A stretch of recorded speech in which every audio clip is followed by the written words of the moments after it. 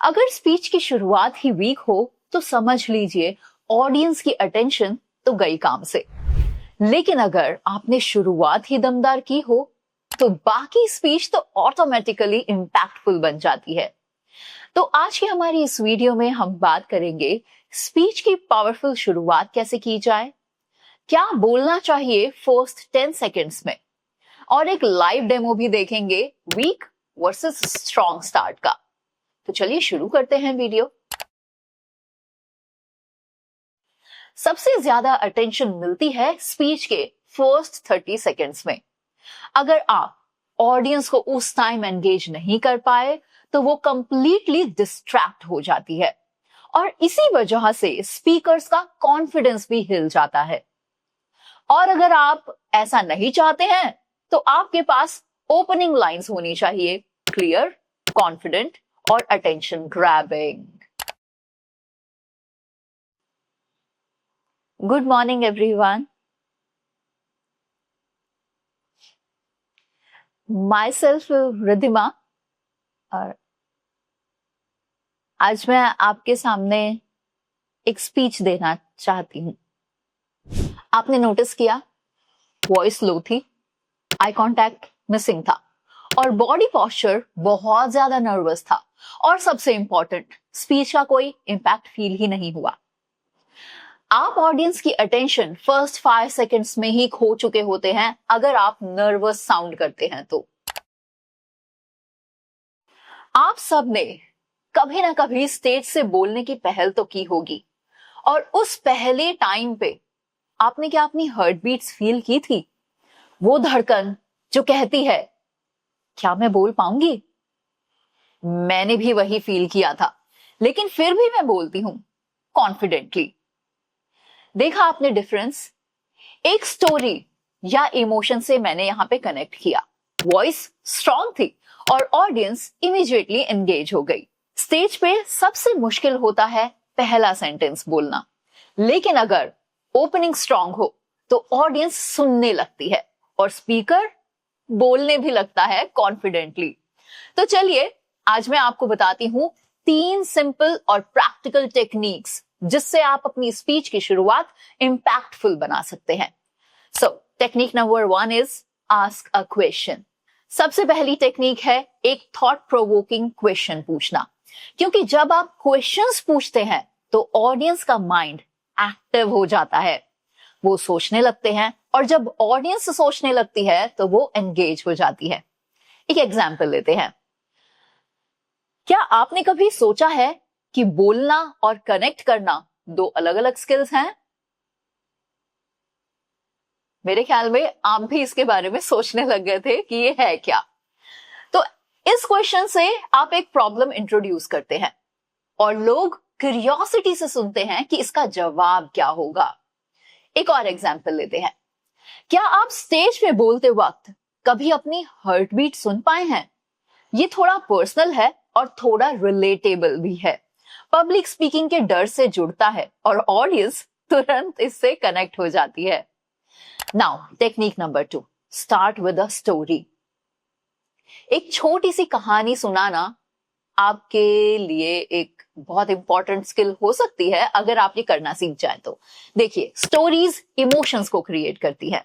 कहानी से आपके वर्ड्स लोगों को लंबे समय तक याद रहते हैं। एक एग्जाम्पल से इसे समझते हैं। एक छोटी सी कहानी सुनाती हूं जो मेरी लाइफ बदल गई। मैं जब 14 साल की थी तब स्कूल के स्टेज पर मुझे वो पहला मौका मिला जब माइक मेरे हाथ में थमाया गया, और उस दिन मैं कंप्लीटली ब्लैंक हो गई थी। लेकिन मैंने डिसाइड किया कि मैं ऐसे तो यहां से नहीं जा सकती। मैं नर्वस थी, लेकिन फिर भी मैंने हिम्मत जुटाई और मैं कॉन्फिडेंस से बोल पड़ी। और जब आप स्टोरीज सुनाते हैं तो आप उसमें ट्रांजिशन लेसन्स भी ऐड कर सकते हैं, जैसे कि आज मैं आपको वही चीज बताने जा रही हूं कि कैसे उस एक मोमेंट ने मुझे एक पब्लिक स्पीकर बना दिया। एक और एग्जाम्पल लेते हैं जो कि ऑडियंस की स्टोरी से कनेक्ट कर सकता है। एक बार मेरे एक स्टूडेंट ने मुझे कहा कि मैडम, मैं इंग्लिश बोल नहीं सकता। 6 हफ्ते बाद वही एक स्टूडेंट वेबिनार होस्ट कर रहा था, वो भी पूरी दुनिया के लिए। देखिए, स्टोरीज ना हमें इंस्पायर करती हैं, और जब इसमें सच्चाई होती है तो ये और भी ज्यादा पावरफुल हो जाती है, बिकॉज स्टोरीज किसी और को हिम्मत देने का काम करती है कि अगर ये इंसान कर सकता है तो आप क्यों नहीं। इसीलिए स्टोरीज बहुत पावरफुल टूल है अगर आप इसे यूज करना सीख जाएं तो। Now third technique, using a strong statement. आपके शब्द किसी का बिलीफ सिस्टम बदल सकते हैं, किसी का माइंडसेट शिफ्ट करने में हेल्प कर सकते हैं। इसीलिए इस थर्ड टेक्निक का आपको जरूर एक बार इस्तेमाल करके देखना चाहिए। कोई भी एक पावरफुल स्टेटमेंट लीजिए जिससे आप अपनी स्पीच की शुरुआत कर सके। For example, public speaking is not a talent, it is a decision. है ना स्ट्रॉन्ग और है पावरफुल। एक और एग्जाम्पल देखिए, आप जितना बोलते हैं लोग उतना ही आपको समझने लगते हैं, और जितना क्लियर आप बोलते हैं उतना ही आपको रेस्पेक्ट मिलती चली जाती है। देखिए ये काम कैसे करता है, ये एक शॉक वैल्यू देता है। लोग एक्सपेक्ट नहीं करते हैं तो उनका ध्यान इंस्टेंटली आपकी तरफ चला जाता है, because they were not actually expecting it.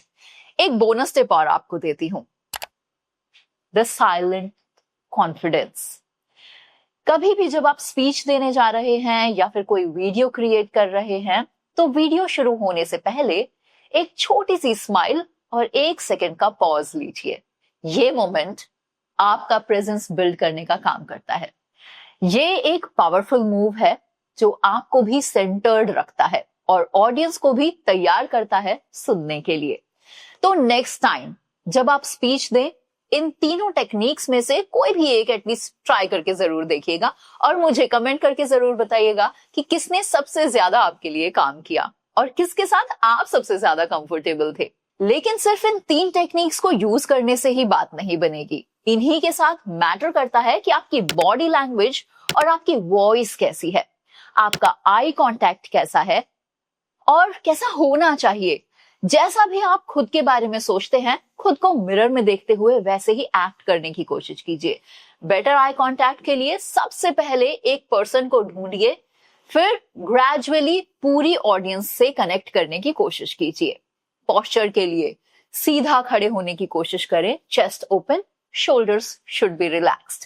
और हाँ, वॉइस मॉड्यूलेशन बिल्कुल भी ना भूलें। You should sound bold and clear, और आपकी वॉइस में इमोशन होना चाहिए। देन बारी आती है पॉज की। पहले लाइन के बाद एक छोटा सा कुछ सेकंड्स का पॉज जरूरी है, जिससे कि इंपैक्ट क्रिएट हो जाता है। अब बारी है इनको प्रैक्टिस करने की। डेली एक छोटी सी प्रैक्टिस आपको करनी है, जैसे कि मिरर के सामने जाके बोलना स्टार्ट करना है, your mirror is your 100% true reflection. जैसे कि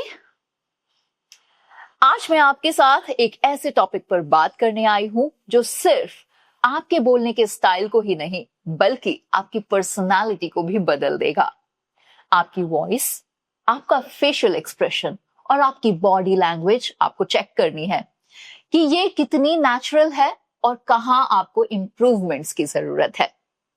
तो चलिए एक बार रिकॉल करते हैं सभी लर्निंग्स को जो आपकी हेल्प करेंगी to start your speech with confidence.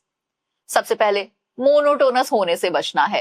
First technique का यूज करें, आस्क द क्वेश्चन, और समझें कि कैसे क्वेश्चंस से क्यूरियोसिटी जगाई जा सकती है। अगर ये नहीं करना तो सेकंड टेक्निक का यूज कीजिए, means start with a story. समझें कि कैसे आपकी सिचुएशन और पर्पस को आप एक स्टोरी के यूज से इमोशन क्रिएट कर सकते हैं।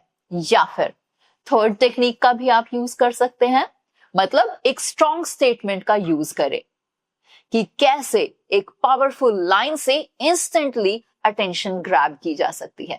Plus the bonus was the silent confidence. याद रखिए, स्पीच का पहला इंप्रेशन आपके पूरे इंपैक्ट को डिसाइड करता है। तो नेक्स्ट टाइम जब स्टेज पे माइक मिले तो आपका मोटिव सिर्फ बोलना नहीं होना चाहिए, बल्कि आपको छा जाना है। अगर आप अपने वर्ड्स के साथ अपना वर्जन 2.0 अनलॉक करना चाहते हैं तो आप खुद को एनरोल कर सकते हैं मेरे साथ 1-on-1 सेशन के लिए। Details are in the description box below. और हाँ, एक बात और याद दिला दूं, स्टेज छोटा हो या बड़ा, आपका कॉन्फिडेंस सबसे बड़ा होना चाहिए। This is Divya from tegonity.com। जल्द मिलते हैं नेक्स्ट वीडियो में, तब तक के लिए अलविदा, जय हिंद।